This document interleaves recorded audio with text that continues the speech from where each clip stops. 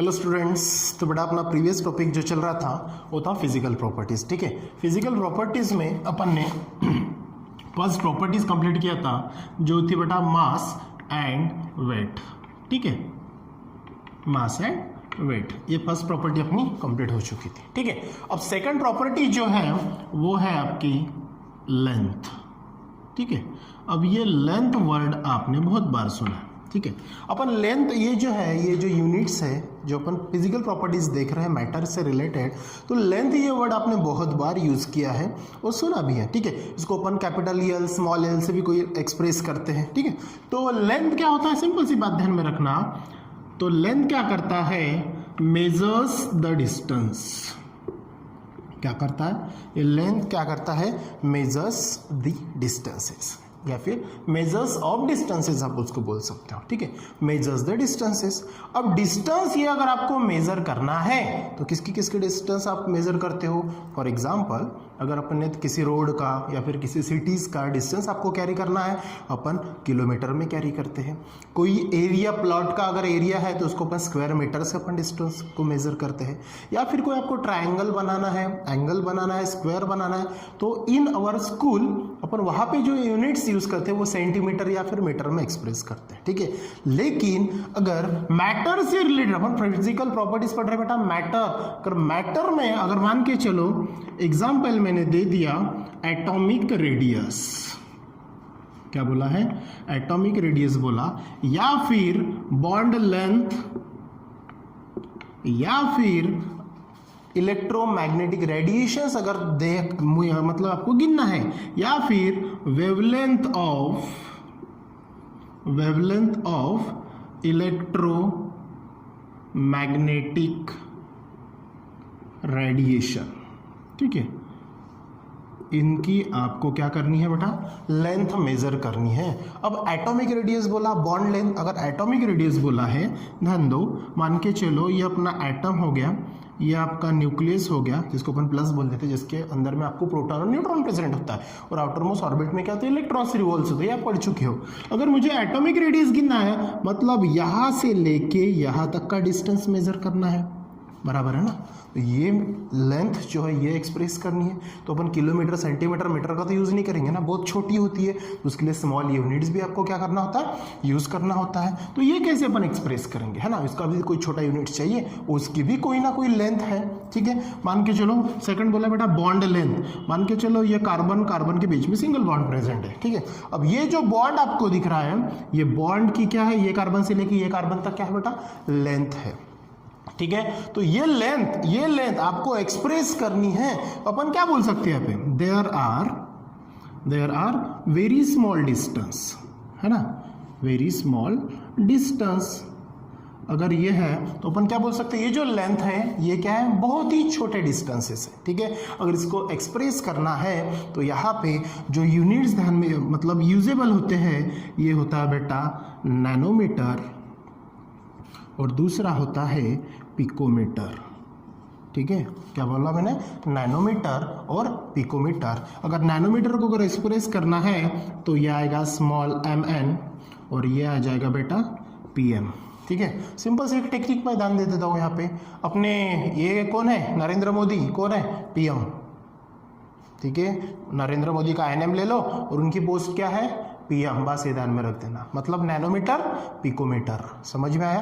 ये smallest unit है length major करने का इन मैटर। ठीक है, या फिर अपन एटम से रिलेटेड बॉन्ड लेंथ या फिर और स्मॉलेस्ट लेंथ अगर आपको मेजर करनी है तो इसके लिए। अब इनका जो रिलेशन होता है ध्यान में रखना, देयरफॉर रिलेशन ध्यान में रखना, नैनोमीटर का और पिकोमीटर का एक रिलेशन होता है। तो पहला रिलेशन ध्यान में रखना, 1 nanometre is equal to 10⁻⁻⁹ metre. ठीक है, 1 nanometre is equal to 10⁻⁹ metre, और दूसरा रिलेशन ध्यान में रखना, 1 picometre is equal to 10⁻⁻12 metre. ठीक है, ये कन्वर्जन है, मतलब आपको रिलेशन वहाँ पे यूटिलाइजेशन करना है। ठीक है, तो ये था बेटा सेकंड फिजिकल प्रॉपर्टीज में लेंथ किसके लिए अपन यूज करते हैं, मेजर द डिस्टेंस। कौन से डिस्टेंस अपन मेजर करते हैं, smallest distance, very small distances को मेजर करने के लिए कौन से यूनिट्स यूज करते हैं, नैनोमीटर और पिकोमीटर। नैनोमीटर में रिलेशन और पिकोमीटर का रिलेशन क्या बताया मैंने, 1 nanometre is equal to 10⁻⁻9 metre और 1 picometre is equal to 10⁻12 metre. ठीक है, now moving forward, third property है बेटा वॉल्यूम। ठीक है, अब ये वॉल्यूम वर्ड भी आपने बहुत बार सुना है। ठीक है, अगर वॉल्यूम आपको निकालना है, जैसे आप साइंस प्रैक्टिकल लैब में काम करते हो तो वहाँ पे डिफरेंट क्या होते हैं बेटा, apparatus होते हैं, है ना, जैसे पिपेट हो गया, ब्यूरेट हो गया, कोनिकल फ्लास्क हो गया, है ना, या फिर और सिलेंड्रिकल हो गया, आरबी फ्लास्क हो गया, ऐसे बहुत सारे apparatus होते हैं जिसके अंदर में आपको क्या करना होता है, लिक्विड एंड ड्रॉप करना होता है या फिर सॉल्यूशंस बनाने होते हैं, तो उनका क्या निकालते हैं आप, वॉल्यूम निकालते हैं। वॉल्यूम का मतलब क्या होता है, जो भी आपका कंटेनर होगा उसके अंदर में जो सम अमाउंट है या फिर सम अमाउंट ऑफ मैटर है, जो भी स्टेट कराएगा उसने कितनी स्पेस ऑक्यूपाइड की है, तो अपन वो निकालते हैं। ठीक है, तो मतलब अपन जो वॉल्यूम है उसके अंदर में अपन क्या लिखते हैं, amount of space occupied bye, ध्यान में रखना, इसमें अपन क्या लिखते हैं वॉल्यूम में, amount of space occupied by 3D object. कौन सा ऑब्जेक्ट, लेकिन 3D ऑब्जेक्ट। अब ये 3D और 2D में क्या फ़र्क है, 3D मतलब होता है बेटा 3 डायमेंशन और 2D का मतलब होता है 2 डायमेंशन। आप जो भी मूवीज़, पिक्चर्स, वीडियोस देखते हैं ये सभी के सभी क्या है, 2D डायमेंशनल है। अब 2D और 3D में फ़र्क क्या है, बहुत से लोगों को ये पता ही नहीं होता है कि भैया 3D होता क्या है। 3D का एक मतलब समझ में ध्यान में रखना कि जो अपन खुद फील कर रहे हैं, अपने सामने वो चीज़ हो रही है, उसको बोलेंगे 3D। हो रही है, हाँ, टॉकीज में, मोबाइल में, टीवी में आप मूवीज़ देखते हो तो उसके अंदर में आपको क्या दिखता है, हाँ वो मूवीज़ दिख रही है, सीन को बस आप एंजॉय कर रहे हो। लेकिन कुछ ऐसे गेम होते हैं, आपको कोई एक अलग सा इंस्ट्रूमेंट मिलता है आंखों को लगाने के लिए, तो वहाँ पे ऐसा आपको रियलाइज होता है कि सच में वो अपने सामने ही हो रहा है, वो एक्सपीरियंस आपको मिलता है। फॉर एग्जाम्पल कोई गेम वगैरह खेलते हैं, आपने देखा होगा कि कुछ स्पेक्ट के समान कोई इंस्ट्रूमेंट आपके आंखों को लगा दिया जाता है और आपको ऐसा लगता है कि हाँ सच में अपन वो परफॉर्म कर रहे हैं, ऐसा लग रहा है कि अपन वो चीज़ के साथ में बाय कनेक्टेड हो गए, टोटली कनेक्टेड हो गए। अगर ऐसा फिनोमिना होता है, this is called 3D dimension. ठीक है, तो यहाँ पे बोला बेटा जो वॉल्यूम होता है, जो भी अपन अपैरेटस के साथ में प्रैक्टिकल परफॉर्म करते हैं अपने कॉलेज में, स्कूल में, लैब में, तो वो अपैरेटस के साथ में किया हुआ जो प्रैक्टिकल है वो कौन सा होगा, 3D डायमेंशनल होगा। ठीक है, क्योंकि उसके साथ में आप कनेक्टेड होते हो करके उसको 3D बोलते हैं। ठीक है, अब इसके अंदर में बेटा एक रिलेशन ध्यान में रखना। ठीक है, जैसे ये बहुत ही इंपॉर्टेंट है, जैसे 1 litre is equal to, 1 litre को अपन क्या बोलते हैं, सिंपल सी है, 1 DM³ भी उसको बोलते हैं। ये चीज़ आपको पता है अच्छे से, ये चीज याद ही कर लेना। 1 लीटर इज इक्वल टू कितना होता है, 1 DM³ 1 DM³ को ही अपन 1 लीटर के ml कितने होते हैं, सिंपल सी बात है बेटा 1000 ml होते हैं। मिलीलीटर होता है ना, 1 लीटर का 1000 मिलीलीटर, जैसे 1 kg का 1000 ग्राम होता है, उसी प्रकार 1 लीटर का 1 DM³ उसी को बोलते हैं और उसी का कन्वर्जन अपन 1000 ml में भी उसको कर सकते हैं। ठीक है, अगर इसी को आगे चल के अपन कन्वर्ट करें तो ये क्या होता है आपका 1000 सेंटीमीटर का क्यूब। ये रिलेशन आप अच्छे से ध्यान में रखना, ये आपको प्रैक्टिकल या फिर जो भी केमिकल्स से रिलेटेड वैल्यू का चेंजेस आके चल के आने वाला है उसमें यूजेबल रहेगा। जो प्रॉब्लम्स अपन सॉल्व करेंगे, जैसे मोल कंसेप्ट है, एवोगाड्रो नंबर से रिलेटेड है, उसमें यूजेबल हो सकता है। ठीक है, ये चीज़ यहाँ पे समझ में आया। ठीक है, तो वॉल्यूम से रिलेटेड अपन ने क्या देखा, amount of space occupied by 3D object. ठीक है, next one, 1 litre is equal to 1 DM³ is equal to 1000 ml is equal to 1000 centimetre cube. ध्यान रखना, देयरफॉर वॉल्यूम का जो SI यूनिट होता है बेटा, SI यूनिट ऑफ वॉल्यूम, वो क्या होता है, वो होता है आपका मीटर क्यूब। हमेशा एक चीज़ ध्यान में रखना, क्या होता है वो, मीटर का क्यूब। ठीक है, हियर एक चीज़ ध्यान में रखना, या फिर हियर अपन बोल सकते हैं इसको, here 1 DM is equal to decimetre, बराबर है। 1 DM इज इक्वल टू, इसका रिलेशन है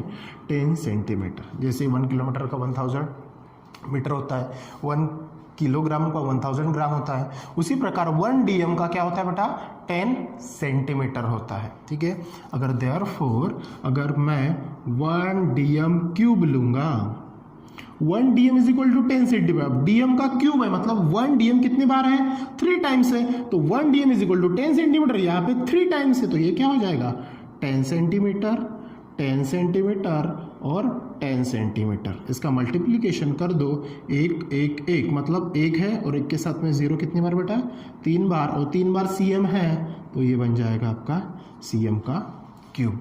समझ में ये बात? ये जो था ये था आपका वॉल्यूम। तो इस प्रकार से ये रिलेशन ध्यान में रखना। समझ में? थर्ड प्रॉपर्टी जो थी बेटा volume. Now moving forward, fourth property is that density. ठीक है, कौन सी प्रॉपर्टी है? डेंसिटी। ठीक है, यहाँ पे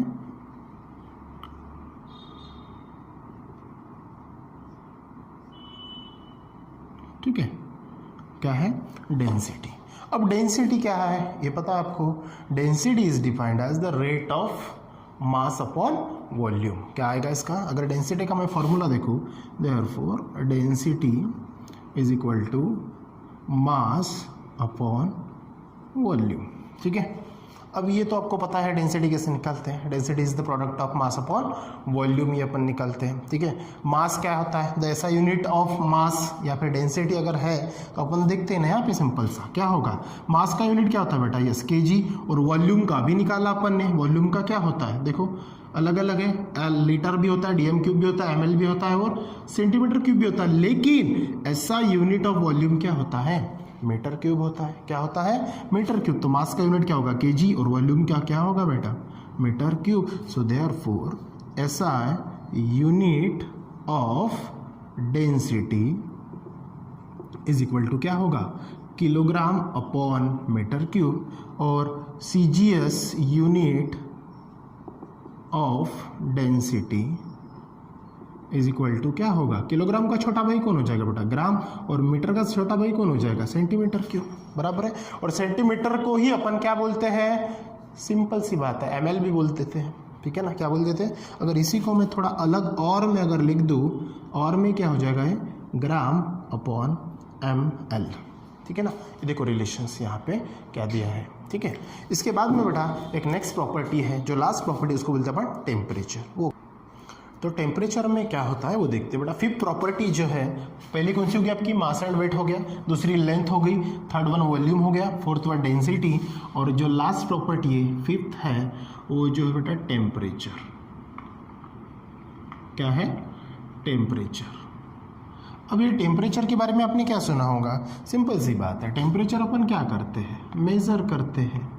मेजर्स ऑफ, किसको मेजर करते हैं? सिंपल सी बात है, एक तो अपन हॉटनेस करते हैं या फिर कोल्डनेस, जिसको अपन हॉटनेस बोलते हैं और कोल्डनेस। ये तो गर्म चीज़ अपन गिनेंगे, नहीं तो ठंडी चीज़ अपन गिनेंगे with the help of thermometer. ठीक है ना। अब थर्मोमीटर पता है बेटा, ये थर्मोमीटर के अंदर में आपको 3 क्वांटिटीज़ अलग अलग यूज़ करनी होती है। जैसे डिग्री सेल्सियस हो गया, डिग्री फ़ारेनहाइट हो गया और केल्विन हो गया। ठीक है, जो आपका टेम्परेचर होता है उसके अंदर में आपको तो पता है कि जो डिग्री सेल्सियस में अपन गिनते हैं तो वो 0 डिग्री सेल्सियस से लेकर अपन 100 डिग्री सेल्सियस तक गिनते हैं। फ़ारेनहाइट के अंदर में क्या करते हैं? वो 32 डिग्री फ़ारेनहाइट से 212 डिग्री फ़ारेनहाइट तक उसको मेज़र करते हैं। और केल्विन का क्या होता है? वो 273.15 का एक रिलेशंस जो होता है वो किस प्रकार से होता है वो देखते हैं अपन।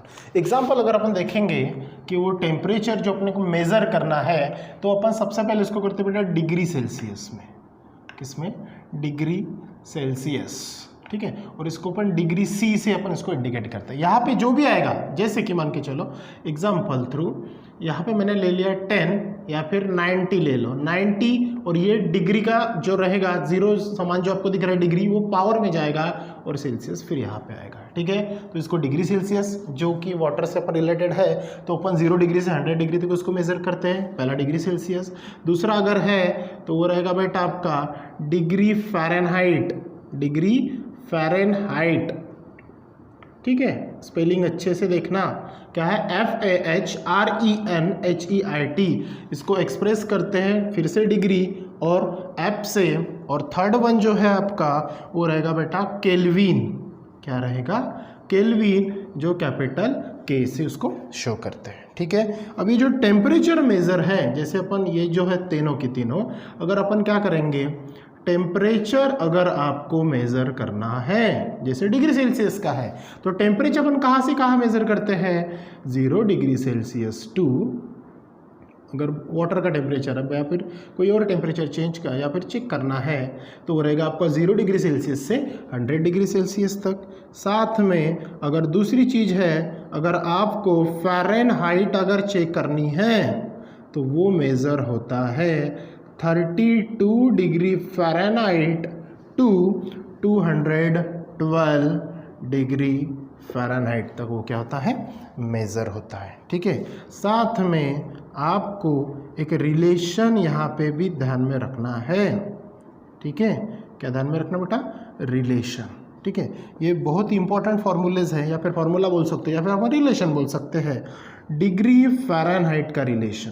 ठीक है, डिग्री फ़ारेनहाइट का रिलेशन क्या रहेगा, 9/5, क्या बोला मैंने, 9/5, या फिर इस प्रकार से लिख देता हूँ 9/5 इंटू डिग्री सेल्सियस प्लस 32। ये फॉर्मूला ध्यान में रखना। अगर आपको डिग्री फ़ारेनहाइट या फिर डिग्री सेल्सियस, इन दोनों में से कोई भी एक अगर दिया है, मान के चलो डिग्री फ़ारेनहाइट दिया है और डिग्री सेल्सियस निकालने बोला, तो ये फॉर्मूला का यूटिलाइजेशन करके आप उसकी वैल्यू निकाल सकते हो।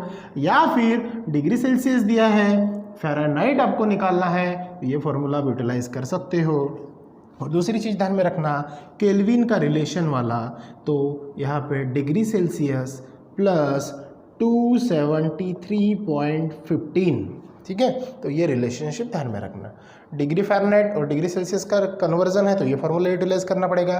केल्विन और डिग्री सेल्सियस का है तो ये फार्मूला आपको यूज़ करना पड़ेगा। समझ में ये बात। तो ये था बेटा फिजिकल प्रॉपर्टीज़ ऑफ किसका, मैटर का। ठीक है, उसकी 5 फिजिकल प्रॉपर्टीज अपन ने पढ़ी 1 बाय 1। पहला मास एंड वेट, दूसरी पढ़ी लेंथ, तीसरी पढ़ी वॉल्यूम, फोर्थ पढ़ा डेंसिटी और फिफ्थ वन पढ़ा बेटा कौन, टेम्परेचर, जिसके अंदर में आप अलग अलग चीज़ें पढ़े। ठीक है, तो नेक्स्ट पार्ट कंटिन्यू करेंगे नेक्स्ट वीडियोज़ में। So thank you.